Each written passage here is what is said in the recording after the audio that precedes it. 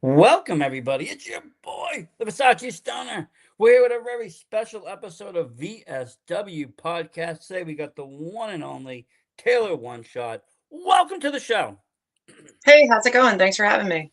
Doing good. I have to say, I've been seeing your name quite a lot here and there. You're a rising superstar, I think, in New England area, any which way, and you're out there making strides. I've been following indie wrestling probably now since like 2017, 18. Really getting into it though, actually during the pandemic, believe it or not. When everything got slowed down to a YouTube show, I was able to really like hone in and start to follow along. But ever since then, I was just hooked. Something about it being more intimate, but also seeing the same caliber of athleticism that you would pay to see at WWE. Totally, totally. I mean, it was Um, definitely a grace period for people to slow down and catch up on the products because there's always so much endless wrestling. But thank you for noticing and paying attention to me out here. I appreciate it. yeah, and I see you've done a few things. We're going to talk about those. But when did you start getting into the ring? When did you start getting like ring ready or getting So ready to I wrestle? started training um it's 5 or 6 years ago at this point. I'm entering my fourth year right now. I'm bad at quick, short math on the fly, but I started training 2 years before I debuted. So 5 or 6 years ago, give or take, I started training. But I'm entering my fourth year, just completed my full third year across, like you said, the Northeast mostly so far. I've been in over 14 states, kind of the ones that you would suspect around New York, Maine, Connecticut, New Hampshire, you know what I mean? Massachusetts, Vermont, all those kind of New Jersey. But no, I've been traveling around in the last 3 years and doing my thing, making my mark, winning some championships along the way, and just kind of really enjoying the ride. I see you got a belt with you there. Yes. Yeah, this one is one of four titles that I've been lucky enough to have earned throughout my career. This one is the Transgender Championship belt. I am the inaugural champion. I've had the honor to defend it in multiple different states and some more big ones coming up throughout this year. What if you don't mind, what promotion did that come out of? So this belt is not actually bound to any one promotion. I originally defeated Layla James for it at it was the Dynasty in Albany, but we did Okay. a Pride event in Schenectady, New York. That I'm part of the planning committee for the Schenectady Pride, so I helped facilitate Yep. wrestling being there. Um, but it's not bound to any champion or any one promotion. I've defended it in Truly Independent Wrestling and Cabba Wrestle. I'm going to be defending it in Outlaw Wrestling. I'm going to be defending it at our big, huge takeover event that we're doing in Rhode Island in March. And there's another promotion. It's escaping me right now. But I've defended it in like 4 or 5 different promotions at this point, and I'm pretty happy about that and proud about it. But it's a universal title, if that makes Oh, that's sense. cool though. I mean, I do like that because especially a title with that kind of with the trans behind you, it's kind of like, well, you can't really bind that to one promotion. That's not really fair. There's people that could defend or go for that title that don't get to work those promotions for whatever reason. But Totally, now, if no, you totally. travel, if Then it's you're the not one bound to traveling, any. or if it can be moved around, that's actually a really cool concept, and it also opens up something for like that I really like in wrestling when I see it is promotions actually working together instead of against each other. I think it just makes it a better time for fans, and it makes it a better time for the wrestlers. No, totally. And I've been very lucky and appreciative to have had so many different promotions be welcome and opening about allowing it to be showcased and to be featured and to allow its legacy to build and to grow. We have a really big event coming up, like I said, in March in Rhode Island with Cabba Wrestle as the base promotion for it. But it's an event that myself and the promoter have kind of like co-booked together, which I'm super super proud about and happy about that. But I'm sure that'll come down the pipeline in a little bit. I don't want to Oh spoil all yeah. the beans too soon. No, I don't want to give everything, but Cabba Wrestle has been. I haven't got to it yet, but it's been one of those things on the radar. Like every time I've seen Tim post a show, I wanted to go since the get go.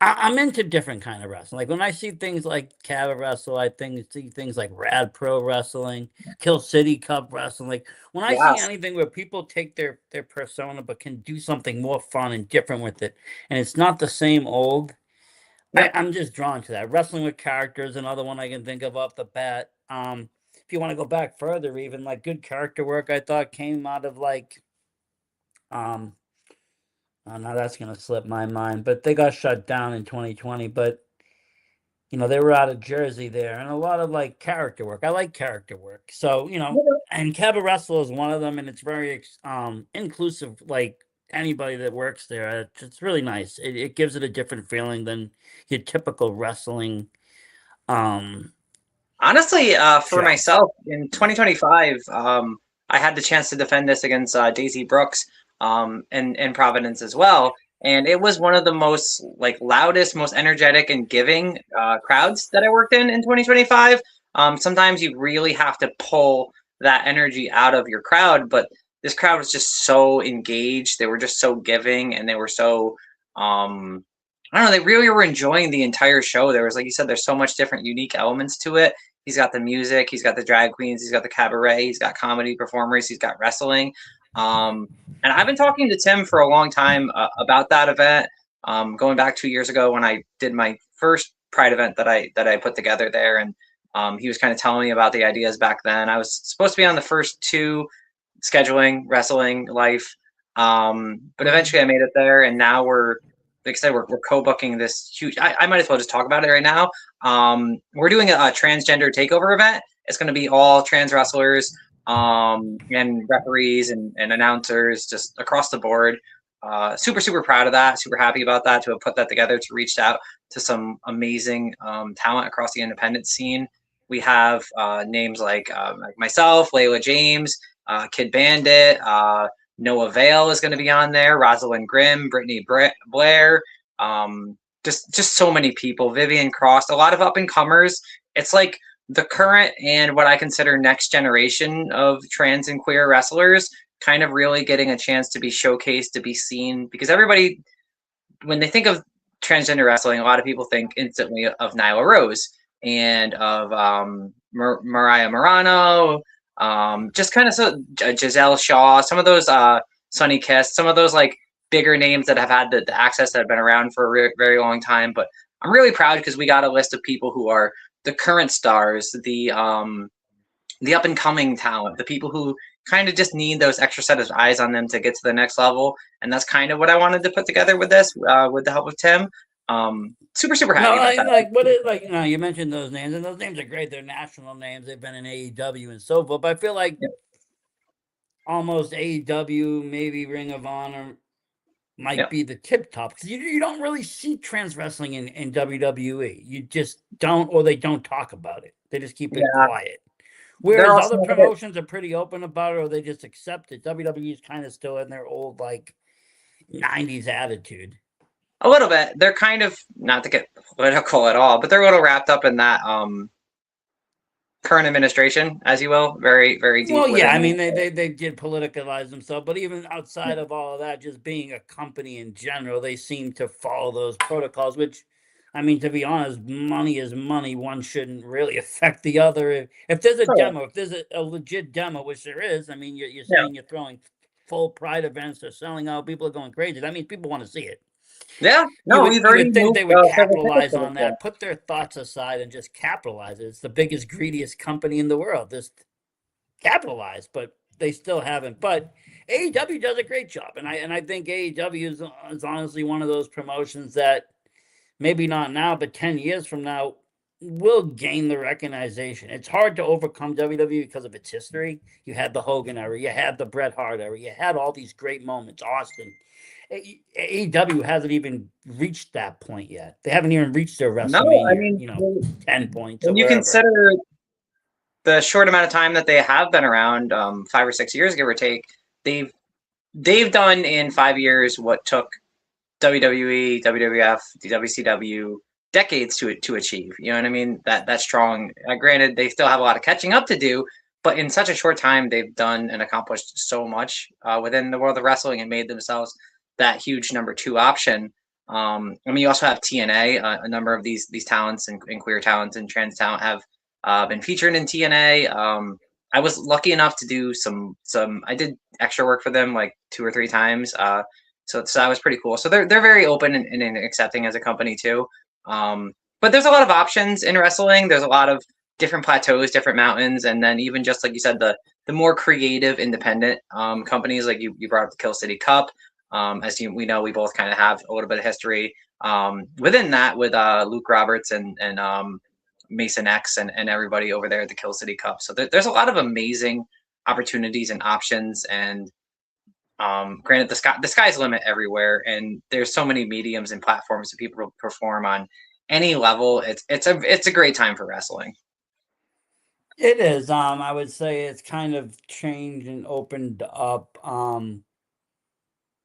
Just even in like, I mean, for instance, just intergender wrestling in general has gotten more popular where it once was more shunned, and now you see these matches that people they enjoy watching them. Or they even enjoy seeing what would happen. Because I mean, let's face it, it's a world of wrestling, right? It's not this realistic world of fighting. It's more like a video game. You choose characters.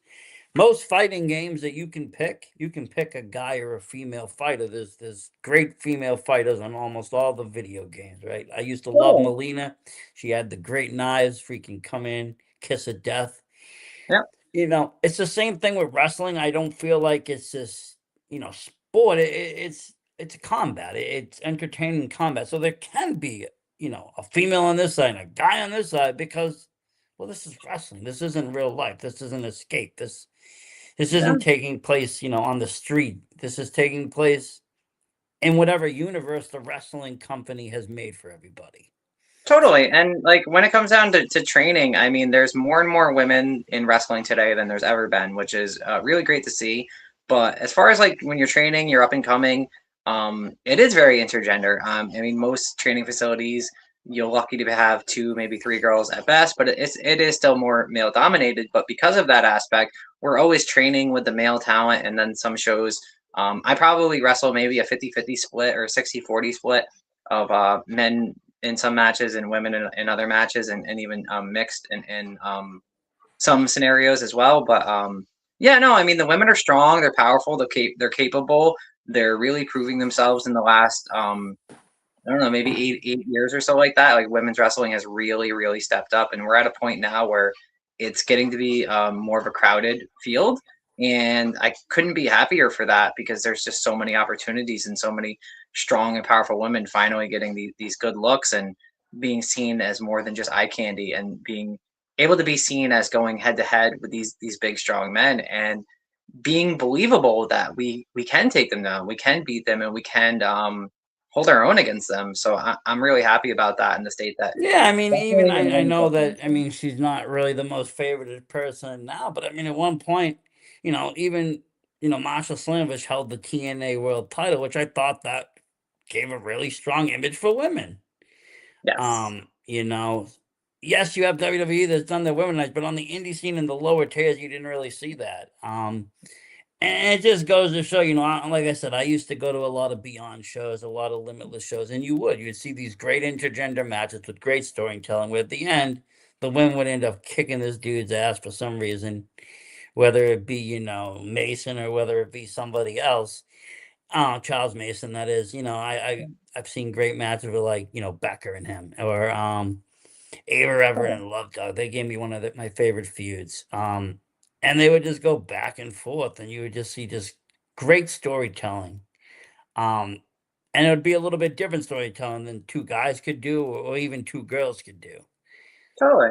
And that's the beauty of wrestling. It's an open art form. There's so many opportunities for telling different creative stories, for telling different combative stories out there in their brain with our moves and our psychology that we bring to the table. And it's one of those sports or forms of entertainment that it's combat, it's action, it's acting, it's over the top antics. It's really so many different mediums all brought together into one place that you can't really get anywhere else other than wrestling. So I mean, I love it. This is what I've dedicated my life to at this point, and I couldn't be happier to be a part of.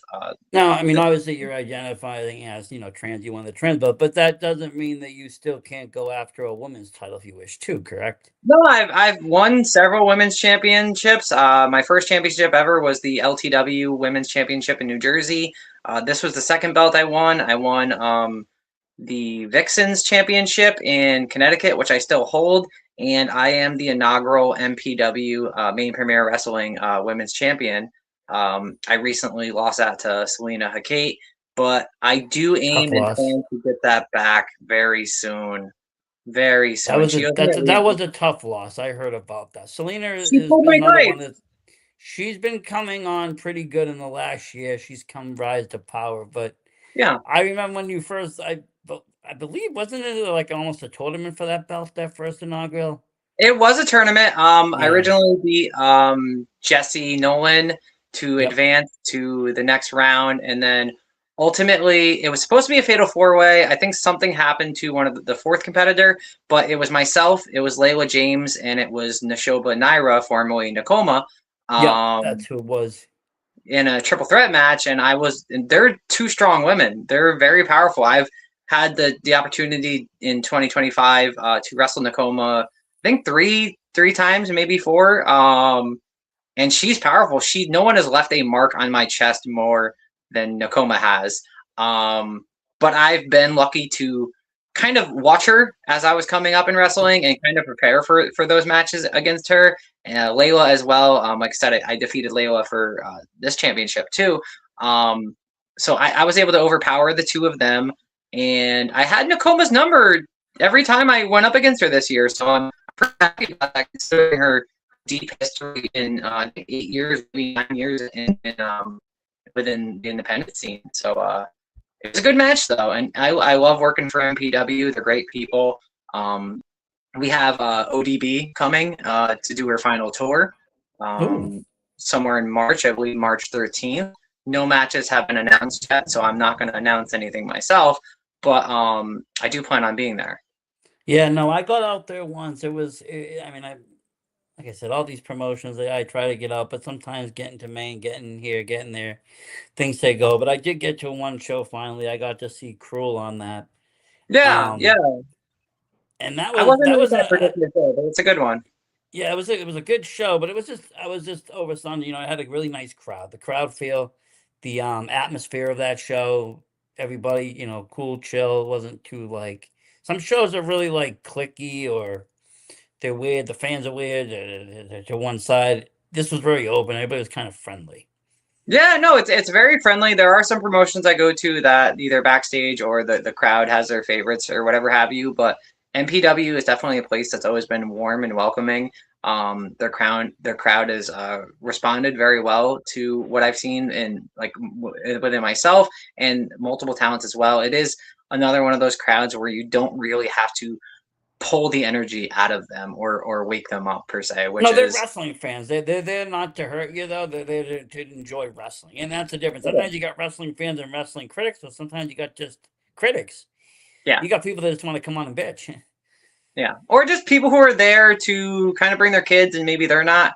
That's maybe not always their bag, and you got to really pull that out of them. You got to get them engaged. You got to get them invested. You have Well, to. yeah, I mean, let's face it. If you go in and work in front of a crowd that hadn't watched wrestling since the late '90s, they're gonna be like, "What are we watching here? What is this? This is nothing like I remembered at all." And they're No, and gonna it, turn. it's our job to show them that wrestling is amazing, to show them that wrestling is better now than it's ever been. And when we really are firing on all cylinders, we're really able to um, please the crowd, to entertain the crowd, to wake them up if they're not fully engaged, to start it off and to show them that, like I said, wrestling, it's better now than it's ever been, in my opinion. It seems to be that way. It seems to be. I mean, hey, it seems to be a cleaner. A lot more is being cleaned up as we, even as we talk now. Promotions and promoters are doing a better job making cleaner locker rooms, allowing, watching who's actually being booked for these shows, making sure there's no offenders on the shows. I mean, that's a big issue, or has been a big issue, especially in New England. I feel like we got hit pretty hard in 2020 with the laws of speaking out, because some people were afraid to speak out, other people were just being gated. Others were just being, protected. And then it all kind of came to light, and I feel like everybody kind of stepped up and did their part to make it a better environment for workers and for fans. I've definitely seen that even within my time out here, wrestling throughout, like I said, the Northeast is there's less place for hate, there's less place for bigotry, there's less place for sexism or any like negative atmosphere a lot. I feel like we're very good at holding each other accountable. We're very good at sussing out some of the shady behavior. Obviously, life isn't perfect, and sometimes I guess people are unknowingly supporting people who aren't the greatest. Maybe they're good actors or something like that. But I think we've done a really good job at exposing some of the hate, of getting rid of some of that, the negative behavior, and really, like you said, creating a clean atmosphere. Because when everybody feels safe and everybody feels comfortable, they can truly perform at their greatest and give the crowd what they came there to see, which is just good entertainment and hard hitting action. And that's what it should be about. All the other stuff really should be left at the door. I know a lot of people that they have hard weeks. They work 9 to 5s. They got the kids back and forth to school. They have shitty ass Monday through Friday weeks. So when the weekend hits, wrestling is their escape. So when they escape the real world and they get into wrestling, well, they want to leave all that behind: the politics, the bullshit, the agitation, the stress, all that, and just Yeah, walk into an arena that's just a blank slate or whatever their promotion's about. And there's nothing wrong with that. That's a great escape for a lot of people. I correct. use it myself sometimes. Wrestling and horror, those are my two escapes. I like them both equally. Sometimes All even right, good. horror more, because you can get away with more in horror. It's more genred out, so you can kind of. Well, wrestling is getting that way. There's different styles. At one point, it was like one or two. Now you can, if you're in the mood for some real blood gushing action, put on GCW or a good death match. If you're into something more traditional, you can find something there. If you want to find something more creative, then you find the Rad Pro. You can Totally. kind of do that now with wrestling too.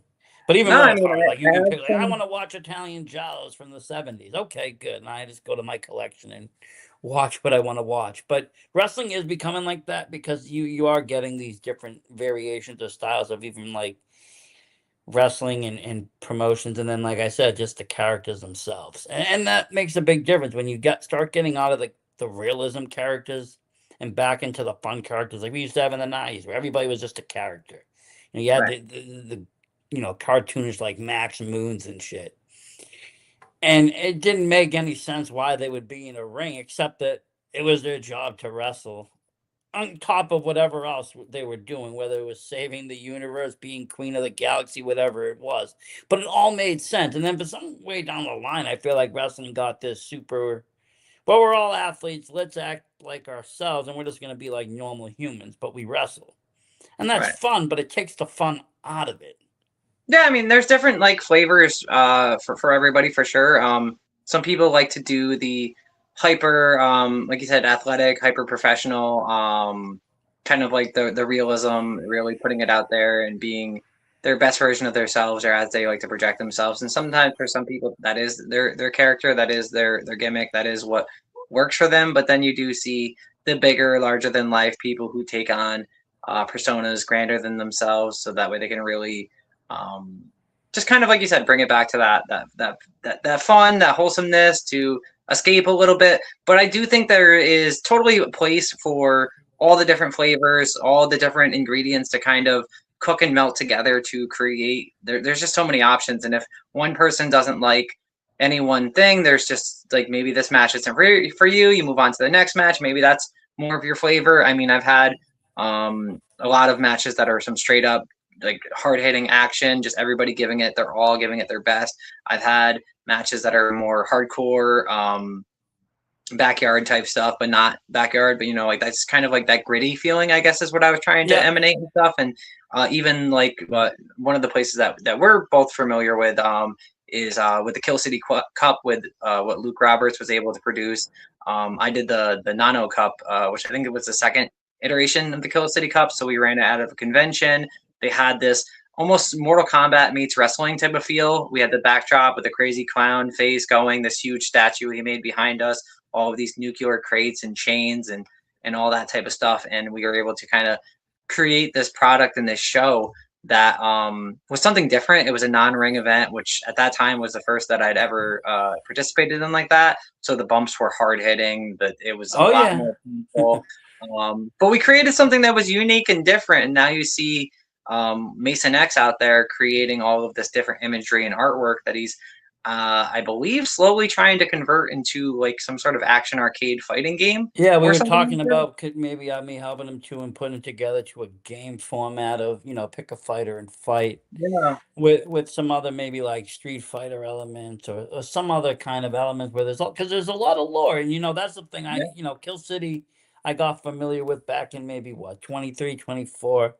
right. When I they was put out kind the of in a first one. s- I was in honestly I was in a slump. I was in a slump for creativity, and all of a sudden, I kept seeing all these posts for the worst wrestling video ever, and I'm like, okay, Yes. what is this? What is this going on? So I watch it, and I fell in love with it because it was all these amazing wrestlers that I knew, like Brian Cage and Natasha. Nikita and Natasha Yeah. and all these other people too, like Jimmy Jacobs, and then new faces like Mason X I'd ever seen, Bones I never seen before, Yep. and Yeah, then I was the second one. My trainer Fox Vinier was at that one as well. yeah. He was. We all had different characters for that event though. But no, it was good. It was good. It was good. That event really helped me see Yeah, a different no, part of it's myself. something that, and when I saw that video, though, I was just, it re-inspired me to do stuff, and I started to really become, I got friendly with Luke. I went to a couple of the conventions they were at, for the innovation of the first film, and then I've been waiting for the other two to come out patiently, and I know that he Yeah. had some editing issues, but now I've seen he's been showing, some of the characters that are coming. I saw your name, I was like, that's great. Fox, I Yeah. saw him as well. And I was actually going to ask you that question earlier. You mentioned your trainer. I was going to ask you, where did you you said you trained about 2 years prior to entering. Where did you train out of? What area? Initially, I trained because I've trained at multiple places at this point. But initially, I trained for my first 2 solid years before I actually debuted up in Glens Falls, New York. It was a place called the Wrestlers Workshop. I had to leave after 2 years there because it was just kind of one of the people there was slightly problematic, but the two main trainers that were always very positive and really great and instilled a lot of information and knowledge and skill within me was Fox Vanier, was Vic Delicious out of New York. He runs Awesome Championship Wrestling now. From there, I went to Kevin Landry's for a few weeks up in Massachusetts. I trained a little, maybe a month or two with Jerry Idol. I went down for a session or two with Mike Harlow and Scott Reed at the elite facility that he has down there in New Hampshire. I've done dozens of seminars. I currently train with Johan Nara out of Oneida, New York. They just changed the name of the facility. I think it's Fight Strong Wrestling or something, but it was there's so many promotions that I work for at this point. But Fight Strong Wrestling is the new name of that. It's out of Oneida, New York. It's with a legit Johan Nara. I'm doing a Nyla Rose seminar this Sunday in New York City Nice. with Logan Black is putting that together. So I'm just always I've done Bob Evans seminars, Lindsay Dorado, just like you know what I mean. There's a Mercedes Martinez one coming up later on in the year. I'm just kind of always a student of the game. I'm always going to different locations, and I'm sure I missed a few because at this point it's just kind of been so many years. But I'm always studying. I'm always growing. I feel like I'm the best version of myself that I've been. You know what I mean? You always kind of bring the pieces together slowly, one at a time, throughout your journey. And I'm definitely leaps and bounds greater than what I was 3 years ago. So entering this fourth year, I feel a lot more confident than I did entering the previous years. Well, that's good to know. I mean, it's good to see that within yourself, you feel like you're making strides or making progress. Sometimes Yeah, it's hard for us to see in ourselves the progress we make because we don't really feel it or it's too slow moving. Where others watching can see it, they can see the arc of people, starting at one point and then, rising up or getting better in the ring or getting famous or getting whatever. Like you said, doing seminars, you pick up little things along the way. Sounds like you've been going up and down the coast, kind of just, grabbing the best of what we have to offer in New England, which is a lot. We're the mecca of wrestling, I feel. There's just so much out here. From that It's New so easy York to get area all the something way in up to shape. Yeah. Maine, there's just tons of wrestling knowledge and great places to wrestle and great shows to be at. Yeah. And it's great. It's a great way to get yourself seen and known. A lot of people out of here do get picked, do go to the ID program, go to WWE, AEW, all these other places. Yeah. So it's pretty cool to see, and be part of, and to witness it. Like you said, it's probably one of the best times to witness it because you can see the people that you're watching in the little rings today get into big arenas tomorrow. You can actually witness that. Yeah, yeah, no, it's great to have come up alongside some of these people to see people get the amazing, huge opportunities that they've gotten, to see the level of success that it's all within our grasp as long as you put in the work, you put in the hours in training, you put in the hours in the gym, in yourself, in your promos. I mean, even myself, like when I can't make it to the gym, I bought a weight bar that's sitting in front of me now with 160 pounds on it currently, just so I can keep myself fresh. I bought a treadmill a week or two ago, just so I can get those extra reps in at my house. I got the kettlebell set over here. So even when I'm not able to make it to the gym or those in between gym trips, when I just want to get a few extra reps in, it's putting that in. It's investing in your character. It's investing in your gear, which is something that I love. I always change up my gear. I've worn a lot of different options, a lot of different styles, reinvented myself several times over, which in the short period of time, you could think retrospectively, do you want to do something that always sticks and people remember you for that one look? I personally like to do, I had my first set of gear. Well, it would have been my third set of gear I had in like 6 or 7 different colors. I made that myself. I eventually, at the Kill City Cup, when I did that, he wanted us to do more of apocalyptic look, and that led me down a slightly darker path. I started using some face paint here and there, on and off, doing more of like a dark, I want to say almost bondage-esque gimmick that I did for a little while, and now I've evolved now into a extremely professional set of gear that I'm very happy with. I'm very happy with my current gear maker. I'm gonna get a new set made for hopefully our takeover event in March. But yeah, just like the evolution, the growth, putting in and investing in yourself in all aspects, you can really, everything's within our reach. People, Japan is in our reach. People I came up with in the last 3 years, they're going to Japan. They're getting extra opportunities. Like I said, I myself have gotten to work alongside Jordan Grace for a second in TNA, and resurrected PCO once.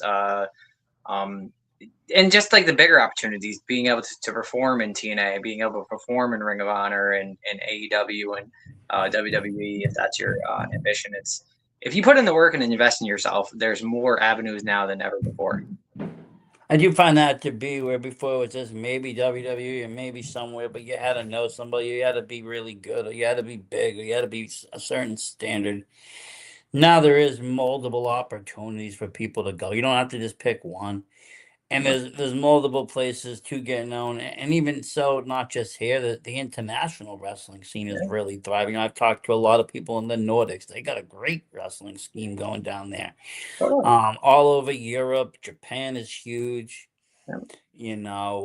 And it's great to see because a lot of them have actually, have their own style, but then others have, grown up watching, wrestling in Texas. And so they have like a Von Erich style of wrestling, but yet they're wrestling, in a foreign country, but they're training Totally. out of the way they learned on TV. Yeah, and a lot of people have proven and shown what I mean. Matt Cardona reinvented himself. He dominated the independents. There's so many big names outside of I him feel that like have he's a moved. sellout though. He went back. He should have just stayed where he was. He shouldn't have went back. But it was kind of proof of concept that like you can make yourself the biggest commodity star out there in the independents. You can make a home for yourself on You the can make independent. yourself, yes, you can make yourself marketable and wanted. The goal doesn't always have to be these because I mean there's so many wrestlers and there's so many spots and there's so many people who are already under these contracts who are even within the companies. Just because you're signed, you're not always getting the looks or the matches that you want. Some people go a few months before popping back up on TV, if you will. And That's doesn't always have to be the goal, or doesn't always have to be the destination. I've seen people make big money, big impact, and create lifelong fans just on the independents alone. So it doesn't even have to be seen as this like this is the destination. Now is the destination. Wherever you are is the destination. And if you want to go to these other places, that's awesome too. But it's to me at this point, it's just one of many places to showcase your skills and your talent. And you can be a bigger name to some capacity on the independents than some people are able to do. You have more freedom of and control of who you Yeah, are. I mean, there's people that get into the WWE or even AEW, and they're sidelined, or they don't get much action, or they're pre-show, because it is such a huge roster. Where then, if you really put in the effort, you can become a champion at a mid-range or a GCW or something, where a lot more people will see you. Totally. And that's kind of what I'm getting at. It's everywhere is the destination. You just have to make the best of it, and you have to make your mark and really make yourself marketable and seen at wherever you are. Now, let me ask you, what has been some of the challenges of being a pro wrestler? It can't Um, be easy. It can't be easy at all.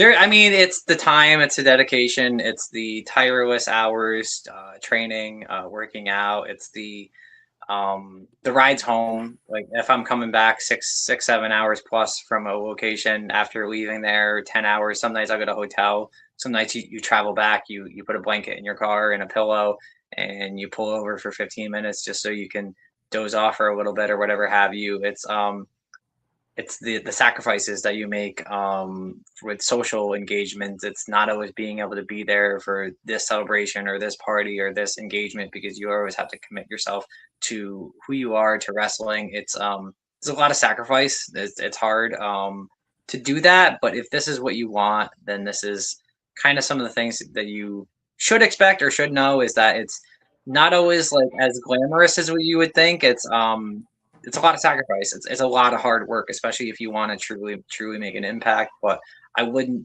make these choices if it wasn't something that I truly want. I want to make a legacy for myself. I want my name to be remembered and to be known, and I want to make people smile and laugh. So for me, the hardest part, like I said, to just double down on it, is the sacrifice and the commitment. And I think I mean, obviously there is. You have to put in the work. I mean, you have to get to the ring. You have to train. I mean, yes, there's wrestlers out there that have, trained 20 years ago, and maybe not so much today, still go to the ring for in-ring training. But to be the best version of the wrestler you be, I believe you got to go in the ring at least once a week. You can't just go show to show. You'll get rusty. You won't evolve. You won't get better. Your back will Uh, hurt. You have to keep those bumps. You have to keep those calluses strong on your back. If you go too long without spending time in the ring, you take that next bump, you hit off those ropes hard, you're gonna feel it. It's gonna hurt. You're gonna lose a step here or there, and that's where the mistakes start happening. And I mean, like I've done, day trainings, and I've done, fantasy camps. There's nothing nice about the wrestling ring. The ropes will kill you. They've left burns, marks on my ribs. They're very tight woven, like cables of metal with some tape around it. It's not like bungee cords. It's not like a toy ring. They're not nice. And getting up on the ropes isn't easy either. They're slippery, they're hard. There's no straight platform like you see on a video game. You got to balance yourself, and if you don't, Yeah, you're going to break your neck. and Getting I'm in and out of the rope someone can be just as hard. Rolling, bumping, all of that. You have to learn it. Does it hurt the most? Sometimes, but if you do it right, no, but it's still uncomfortable. It's unnatural. It's very yeah. unnatural to have yourself fall, or And to I let always say, yourself fall. if you ever run into a wrestler anywhere, just know that their back probably hurts. Well, Our backs are well, always hurting, but that was my hardest thing, like taking the bump, because, like, you're always trained. I came from boxing, and it's like you're supposed to stay off the mat. Don't go on the mat. But in right. wrestling, obviously, sometimes you got to go down. And I just did not want to, like, my body would not allow me to go down. I was literally like to the trainer, you're going to need to clothesline me so I feel the impact to know to go down, because otherwise I'm not going down. My body So won't allow it. honestly, I feel like, so the physical aspect, the taking the pain, the taking the bumps, that's one thing, and that's something that I feel like you can get a dozen people in the room and you can eventually teach all dozen of those people how to take the bumps, how to hit the ropes, the ones who truly want it, especially. You can teach them the physical actions, the movements, the moves, the sequences, if you will. But honestly, I feel like the hardest thing to truly grasp and that you really learn throughout the more time and the more years and experience you have out there and the more you travel around the country is it's the psychology. Oh It's yeah. building and structuring a match. It's learning what actually works, what actually gets a reaction, what makes you remember you and not remember the moves because you want them to remember who you are. You want them you don't want to be necessarily the girl who does the fall away slam and or the, you know what I mean any move have you because then it's not you that's getting over. It's not you that's being remembered. They're going to talk about, hey, remember that girl who did this move? Remember that guy who did this crazy thing? They're remembering those things and not you as the person, as the character, as the worker. And you got to do those in between things that really get them to engage and invest in who you are. That way they follow you, they put in the extra dedication and they really want to they're get invested in your journey. They want to see you come and get bigger successes.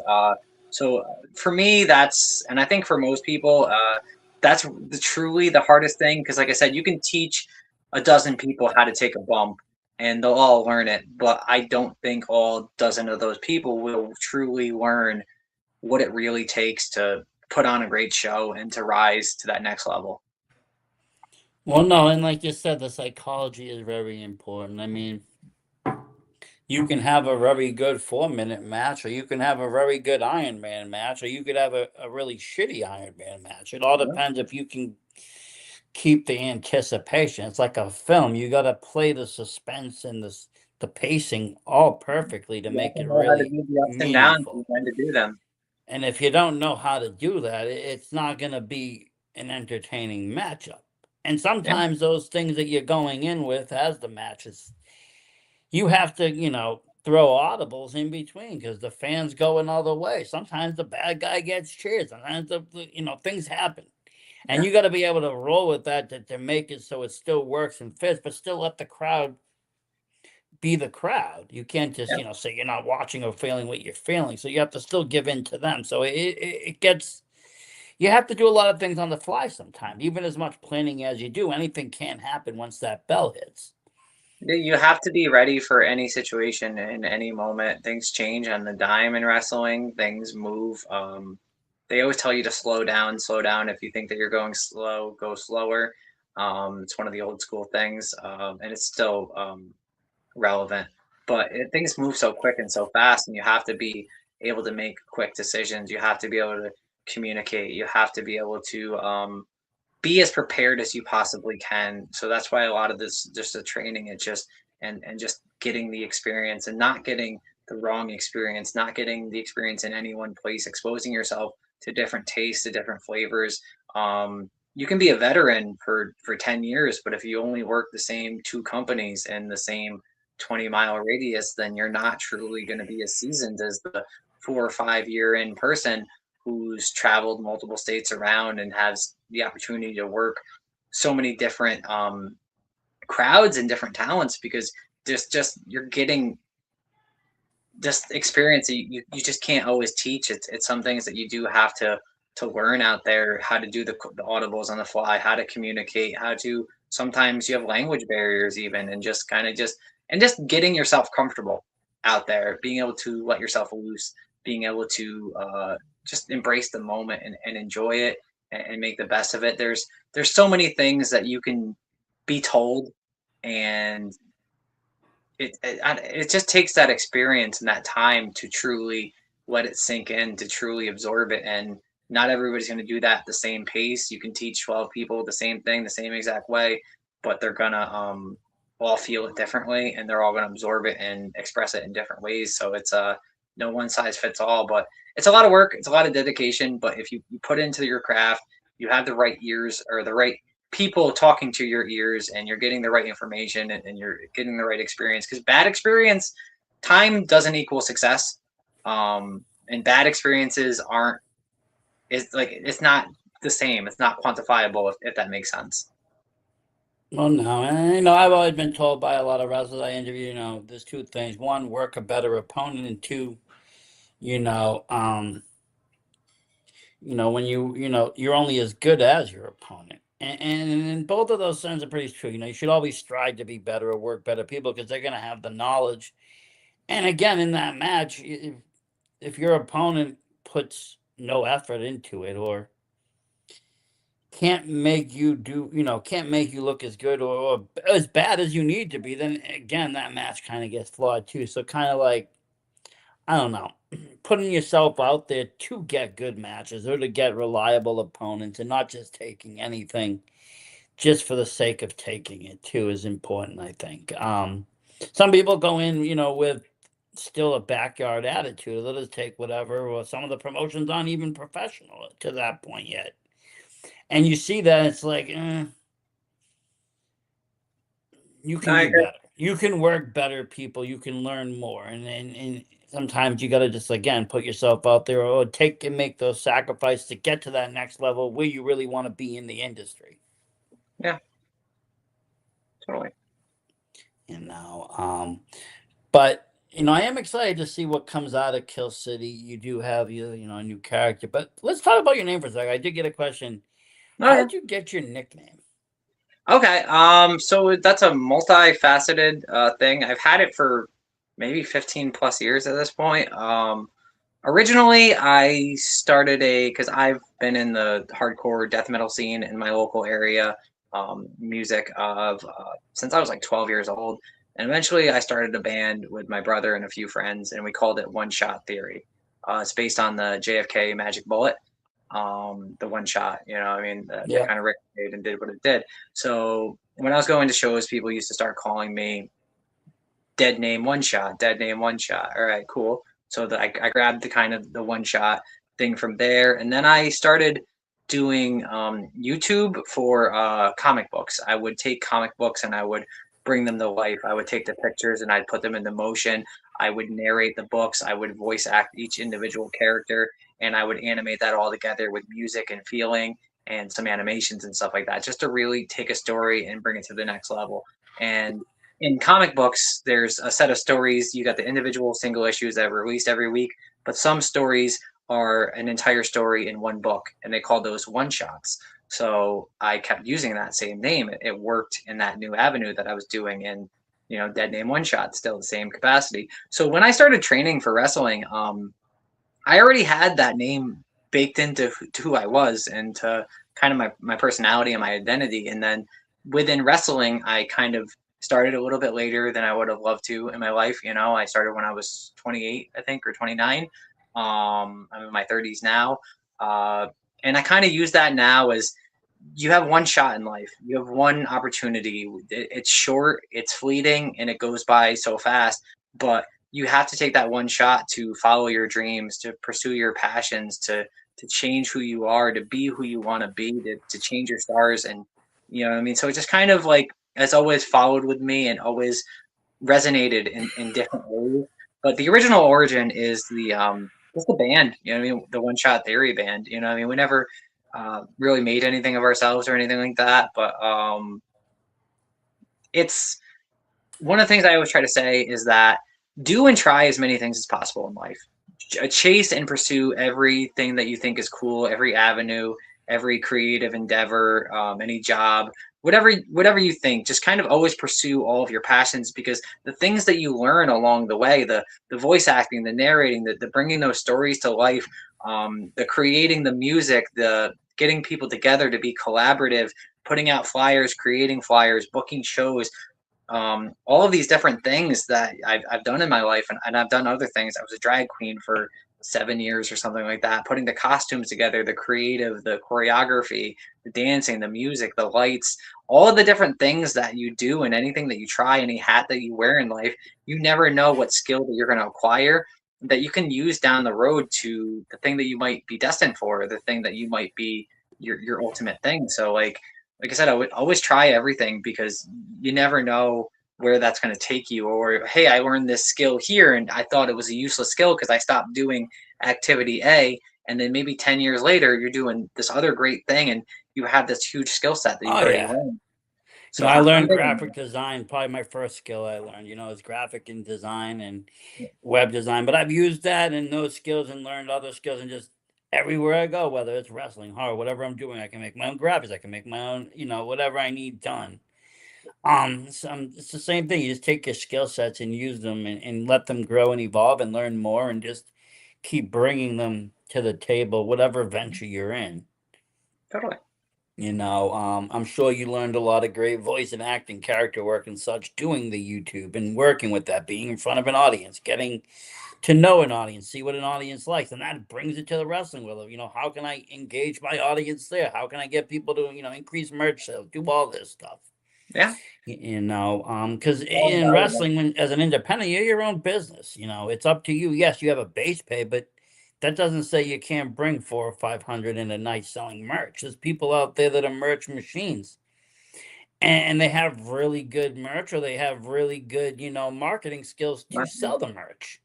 Yeah. Um, you know, because sometimes, let's face it, indie wrestling isn't this lucrative business. You might make, a lot of money doing a match. Some matches you might break even with gas and everything, but the merch can push you over. Yeah, I mean, sometimes there's a lot of times you're gonna operate in the red, and especially in those few years when you're grinding and you're building a name for yourself, and if you're truly investing in yourself, it's a lot of effort, it's a lot of money, it's a lot of investment, and um, to start out, you're not always gonna get those. Do see people make some of those mistakes where they put these um, outlandish demands out there, and if you want some of those opportunities, you're gonna have to sacrifice yourself for a little while. You're gonna have to get used to operating in those red areas, and to know that. And that same is true with most endeavors. I mean, if you were to start up a business right now, if you were to start up a storefront, you would have to invest thousands and thousands of dollars before you start seeing that turnover and you start reacquiring and getting above that line.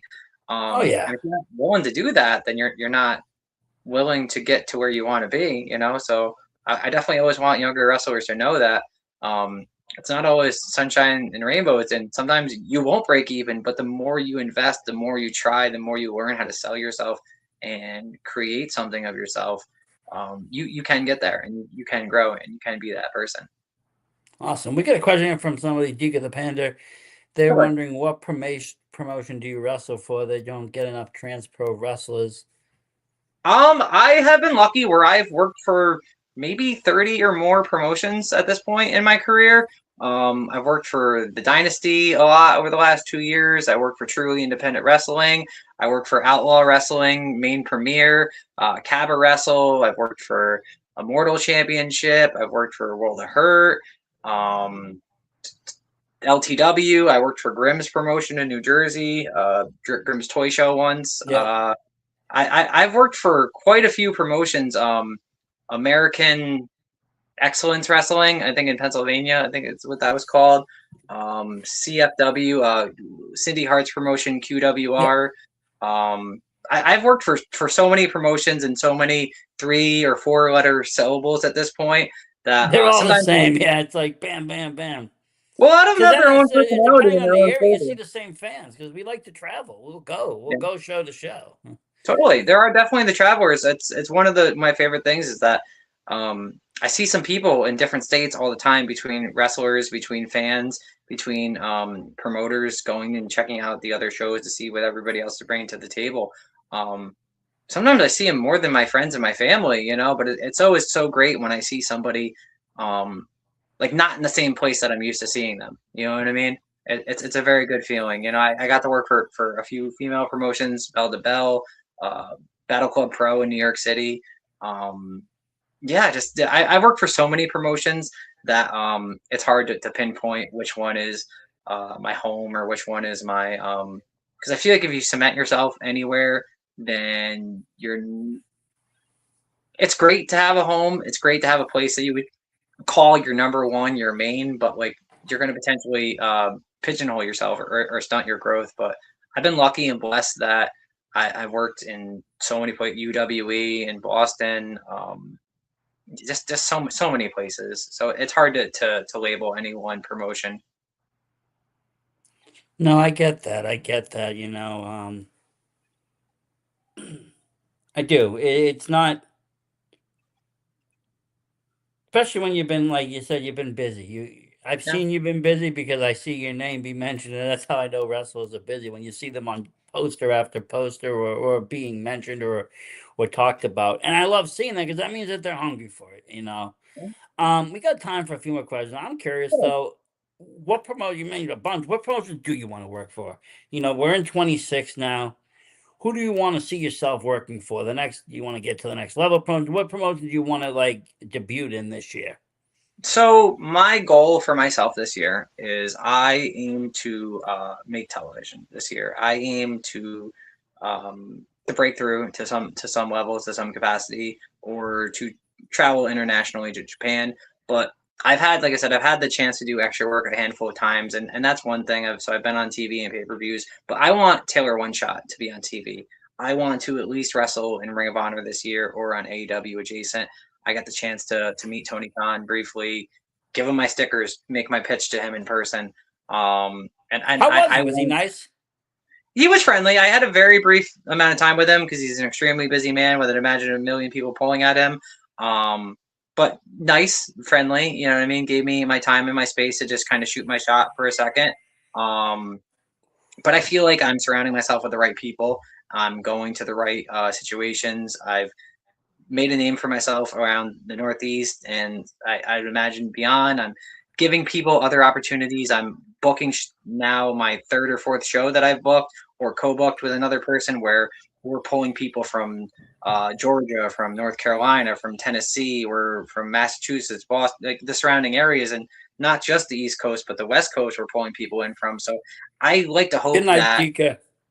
Sorry, was that. Dika was saying good night. She was saying Tony Khan better than Vince. She wishes you the best and to keep the Thank you. streak going. She really loves your title. Appreciate that. Thank you so much. Thank you. So yeah, I guess to answer your initial question though was just that I aim to make TV this year. I'm looking to do, like I said, either Ring of Honor, AEW, or TNA, as I feel like are the more plausible options.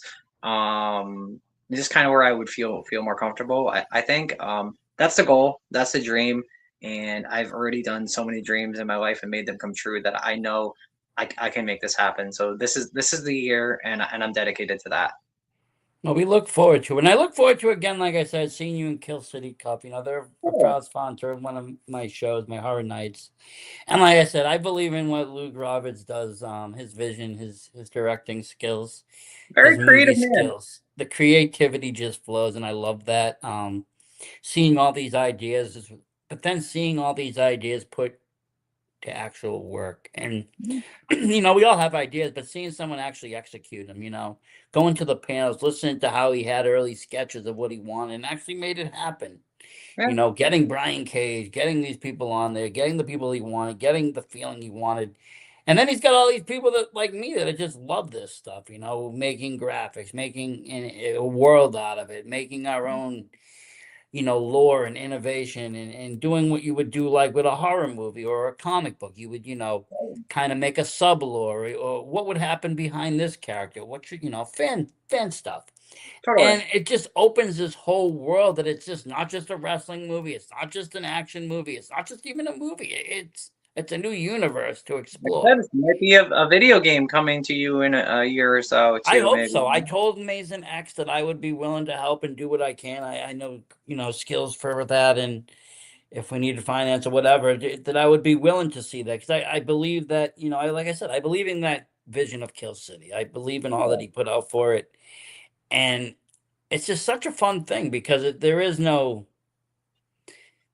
in Kill City except the rich, Kill Corp, and the poor, everybody else. There is no other really thing to worry about. Just don't let Mr. Kill you, and Yeah, then just do you. It's a very simple world, but yet it's very complicated because it's all these great characters in there, voodoo priests and mercenaries and escaped patients like Mason X. One of the greatest, in my opinion. I really liked his indie run, but just a great character because he has this mask, a backstory. It's someone that totally. really put a lot of effort into, the character, like you said, making the making it come to life. Making Yeah, the mask realistic. That mask is, a cinematic mask. It looks wonderful. and I've been asked and been able to share some insight into that and to grow and expanding the universe lore of the Kill City Cup. And it is a I dirty, love gritty that. place with a lot of crime and a lot of violence and a lot of money and corporatism. But I think soon you'll see that there is one shining light. There is one person out there who is trying to make the world a better place, even if it might not be possible or capable. They're going to try their hardest. I'm not going to say who that person is, but there might be one individual It who might be might be one that. trying to make a better Kill City. Well, we will Yeah, have to wait and see. I am looking forward to it. Like I said, I do still watch the first one. I urge people to. You can watch it free on YouTube. yeah, That's the beauty of it. It wasn't even like behind a paywall. It was like free to watch. Great movie. Great timing. Had great pacing. You know, everything you want in an indie show within like an hour. It was really good. yeah. Um, but let's see. We got one more question. Where can folks find you on social media so they can follow on what you're doing? Totally. So that is a super easy question to answer. I am Taylor Oneshot everywhere. I'm on X. My main is Facebook and TikTok. You can find a lot of my clips, a lot of my matches. YouTube Taylor Oneshot, Instagram Taylor Oneshot. I'm anywhere that you can pretty much think of. I'm Taylor Oneshot. It's the word, not the number. It's not the number one. It's the word one. But yeah, just Google Taylor Oneshot. You can find my Facebook, my Instagram, my X, my TikTok, my YouTube, and beyond. Great, great. Well, thank you very much for coming on. It's been a pleasure. And I Totally. can't wait to see what you do in the year. Heck yeah. No, I appreciate Thank it for you. having me. Have a great night. You too. And thank you, everybody, for watching at home. As always, support indie wrestling.